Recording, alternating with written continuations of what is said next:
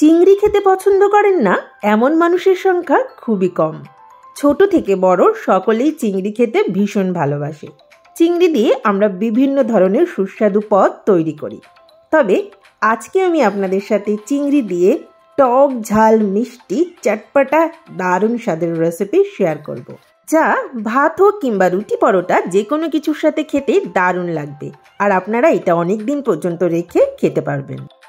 নমস্কার বন্ধুরা, আমি মৌমিতা, আপনারা দেখছেন মৌমিতার রান্নাবাটি। আজকে আমি আপনাদের সাথে লোভনীয় স্বাদের চটপটা চিংড়ির আচারের রেসিপি শেয়ার করব।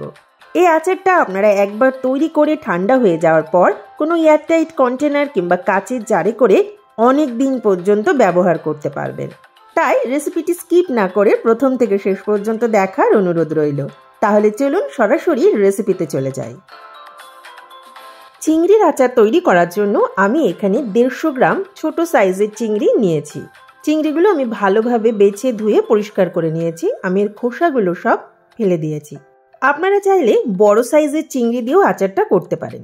প্রথমে আমি এখানে দিয়ে দিচ্ছি 1/4 চা চামচ লবণ, একই সাথে দিয়ে দিচ্ছি 1/2 চা চামচ হলুদ গুঁড়ো। লবণ হলুদ দিয়ে চিংড়িগুলোকে ভালোভাবে মেখে নেব। চিংড়িগুলো ভালোভাবে মেখে নিয়েছি। এবার এটাকে 10 থেকে 15 মিনিট রেস্টে রাখবো। আচারের জন্য ভাজা মশলা তৈরি করে নেব। সেজন্য গ্যাসে একটা কড়াই বসিয়ে দিয়ে দিচ্ছি 1 চা চামচ গোটা ধনে, দিয়ে দিচ্ছি 1 চা চামচ গোটা জিরে আর 1 চা চামচ মৌরি, দিয়ে দিচ্ছি 2টো গোটা শুকনো লঙ্কা, দিয়ে দিচ্ছি 2টো এলাচ আর 3টে লবঙ্গ। এবার গ্যাসের ফ্লেম লো টু মিডিয়ামে দিয়ে এগুলোকে হালকা ভাজা ভাজা করে নেব। খেয়াল রাখতে হবে যাতে মশলাগুলো পোড়া না লেগে যায়, তাহলে এর টেস্টটা খারাপ হয়ে যাবে। মশলা ভাজা হয়ে গেছে, এবার এগুলোকে নামিয়ে ঠান্ডা করে গুঁড়ো করে নেব। এদিকে গ্যাসে আরেকটা কড়াই বসিয়ে দিয়েছি। কড়াইটাকে ভালোভাবে একটু গরম করে নিতে হবে। তারপর লবণ হলুদ দিয়ে মেখে রাখা চিংড়িগুলোকে এর মধ্যে দিতে হবে। কোনো তেল ব্যবহার করা চলবে না। চিংড়িগুলোকে এভাবে ভেজে নিলে চিংড়ির মধ্যে যে এক্সট্রা জল আছে সে জলটা বেরিয়ে যাবে। দেখতেই পাচ্ছেন বেশ খানিকটা জল বেরিয়েছে। চিংড়ির আচার তৈরি করার জন্য এই প্রসেসটা অবশ্যই করে নিতে হবে, তাহলে আচার অনেক দিন ভালো থাকবে। চিংড়ি এমনিতেই খুব নরম, তাই ভাজতে বেশিক্ষণ সময় লাগবে না। দেখতেই পাচ্ছেন চিংড়িগুলো কিন্তু খুব ভালোভাবে ভাজা হয়ে গেছে। এবার এটাকে নামিয়ে নেব। গ্যাসে একটা কড়াই বসিয়ে দিয়েছি আর এখানে দিয়ে দিচ্ছি বেশ খানিকটা সর্ষের তেল। আচার তৈরি করতে অবশ্যই সর্ষের তেলই ব্যবহার করবেন। তেল গরম হয়ে গেছে, দিয়ে দিচ্ছি 1 চা চামচ কালো জিরে, দিয়ে দিচ্ছি বেশ খানিকটা রসুন কুচি। আমি এখানে একটা মাঝারি সাইজের রসুনের সমস্ত কোয়াগুলো ব্যবহার করেছি। দিয়ে দিচ্ছি এখানে আদা কুচি। আমি এখানে 1.5 ইঞ্চির মতো আদা কুচিয়ে নিয়েছি। দিয়ে দিচ্ছি চেরা কাঁচা লঙ্কা। আমি এখানে 8টা কাঁচা লঙ্কা ব্যবহার করেছি। আপনারা কেমন ঝাল খান সেই বুঝে লঙ্কা ব্যবহার করবেন। এবারে সবকিছু ভালোভাবে ভাজা ভাজা করে নেব। চিংড়ির এই আচার খেতে দারুণ লাগে। আপনারা একবার এইভাবে চিংড়ির আচার তৈরি করে দেখতে পারেন। আশা করি আপনাদেরও ভীষণ ভালো লাগবে। রসুন আদা কাঁচা লঙ্কা ভালোভাবে ভাজতে হবে, তবে খেয়াল রাখবেন যাতে এগুলো পোড়া না লেগে যায়, তাহলে এর টেস্টটা খারাপ হয়ে যাবে। দেখতেই পাচ্ছেন বেশ সুন্দর কালার চলে এসেছে। এর থেকে বেশি ভাজার দরকার নেই। এইবার এখানে দিয়ে দিচ্ছি আগে থেকে ভেজে রাখা চিংড়িগুলোকে। তবে অবশ্যই জলটাকে ভালোভাবে ঝরিয়ে দেবেন, তার কারণ এর মধ্যে জল থাকলে আচারটা বেশি দিন রাখা যাবে না। চিংড়ি দিয়েও সমস্ত কিছুর সাথে খুব ভালোভাবে মিশিয়ে আরও কিছুক্ষণ ভাজা ভাজা করে নিচ্ছি। এবার এখানে দিয়ে দিচ্ছি স্বাদ মতো লবণ।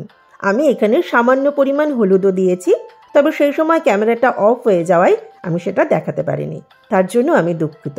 সব কিছু দিয়ে ভালোভাবে চিংড়িগুলোকে আরও কিছুক্ষণ ভেজে নিয়েছি। এইবার এখানে দিয়ে দিচ্ছি বেশ কিছুটা ফ্রেশ কারি পাতা। কারি পাতার ফ্লেভারটা এই চিংড়ির আচারের সাথে দারুণ যায়, তবে আপনাদের হাতের কাছে না থাকলে বাদ দিয়ে দিতে পারেন। কারি পাতা দিয়েও সবকিছু খুব ভালোভাবে ভাজা ভাজা করে নিয়েছি। এইবার এখানে দিয়ে দিচ্ছি 1 চা চামচ কাশ্মীরি লাল লঙ্কার গুঁড়ো। একই সাথে দিয়ে দিচ্ছি আগে থেকে ভেজে রাখা মশলা। তবে দেখতেই পাচ্ছেন মশলাটা কিন্তু খুব মিহি করে গুঁড়ো করে নিই। এটা একটু খিচখিচ রেখে গুঁড়োটা করে নেবেন। সবকিছু দিয়েও আবার ভালোভাবে মিশিয়ে নিচ্ছি। এইবার এখানে দিয়ে দিচ্ছি তেঁতুলের পাল্প। আমি এখানে 1 চা চামচ তেঁতুলের পাল্প ব্যবহার করেছি। তেঁতুলের পাল্প দিয়েও সবকিছু ভালোভাবে মিশিয়ে নিয়েছি। দিয়ে দিচ্ছি 1 চা চামচ আখের গুড়। আপনারা চাইলে এখানে চিনিও ব্যবহার করতে পারেন, তবে আখের গুড়টা দিলে খেতে বেশি ভালো লাগে। দিয়ে দিচ্ছি 1 টেবিল চামচ লেবুর রস, তবে লেবুর রসটা একদম শেষের দিকেই দেবেন।